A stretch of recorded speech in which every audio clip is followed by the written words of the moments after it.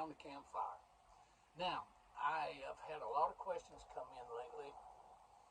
Since I'm by myself playing most of the time and singing, how do you get all the sound effects in with your music?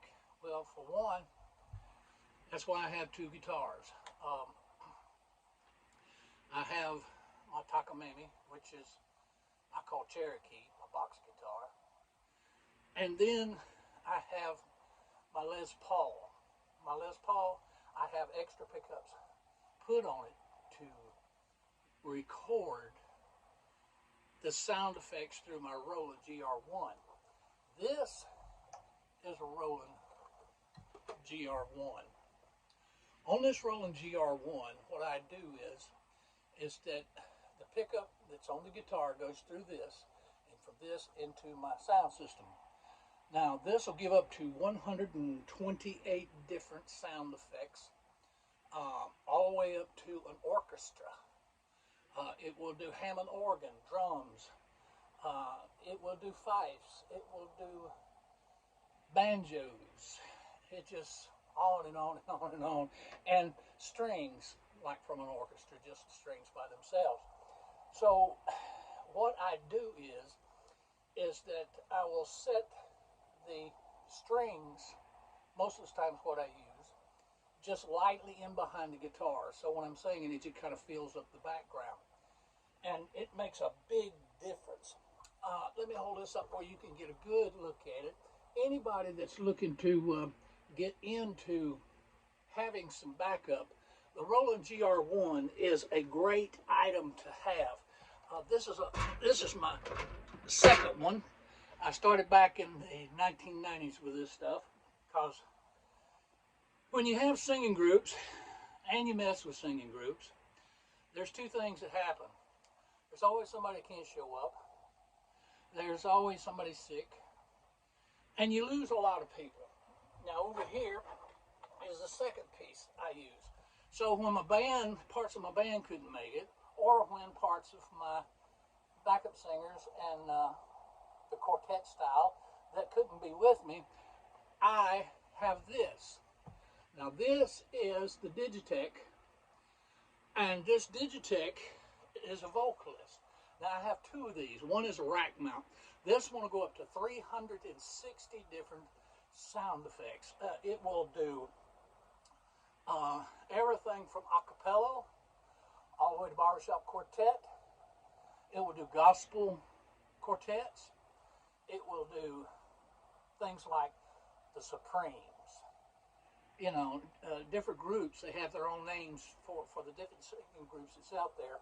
And it gets their sound to come through and back you up. Now, what you do with this is that it plugs in your microphone here, and then you go into it and you do it with headphones or whatever, and you can MIDI it down into the Roland GR1. When you MIDI it down into the Roland GR1, it will only follow the music and not the voice, which is great in some things, because if you want to double instruments or you want to have a whole group that's playing in harmony with one another, like 4 or 5 guitars or whatever, you can do that. But the way I use it is I plug it in, and I use a very simple setting. The setting that I like to use is when you set these up here, 1, 2, 3, 4, 4-part harmony. I usually use the trio. Now what you do is you set this up to where you can use, whether I can use the box guitar, I can use this. Or if I'm using my Roland and my Les Paul, I can still use this. And I set it up a simple way where when you're singing in your mic, it only picks up your voice. Then when you get ready for the backup singers to come in, you lean into the mic and it will kick in the backup singers.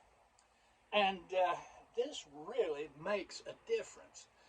And I tell you what, see, I had started doing this back in the 90s. Had 2 singing groups at different times. I was always having problems with people showing up or to play. So when I started going to a lot of churches and as a solo, and from the from the churches to homecomings to fire departments for a fundraiser for people who've been burned out of their homes and things like that. I had to have a system that I could take with me, and these are only two pieces, and it's very easy to maneuver and handle, and it's very easy to operate. So that's what I fell back on. So when you hear me playing my Les Paul electric, I'm using it so I can get the strings and the orchestras, or even the brass section, or just about anything I want. If I want dueling banjos behind me, I can put it in there and play the guitar. You still hear the guitar, and you hear what my complement is. Now with the Digitechs, I advise anybody out there that does a lot of solo singing, if you don't get the Roland, at least get you the Digitech vocalizer. You can get it in rack mount, and you can get it into the portable, which this one is that I just showed you. And that's where I get my backup singers and things. So when I travel by myself a lot, over the years back then, I would I'd have everything I needed. So yeah, I got music and backup singers all in a can, as the old joke used to be, so to speak. So if you get a chance to do any of this, you'd have fun with it, and it don't take but one person to operate it. So yes, I don't sing like I used to sing. I've been singing since I was a kid, and my old voice is about wore out and gone. This September I'll be 70 years old. So, it's getting harder and harder to carry a tune and to play like I used to play. I used to play up to 6 hours a day on the guitar, but I don't get to do that much anymore. So this is my entertainment. And when we do David Atkins with singing around the campfire, I'm using these two pieces of equipment along with the box guitar or my electric guitar, and just to give enough for people to kind of halfway appreciate the music if they can't appreciate the singing, which I don't blame you.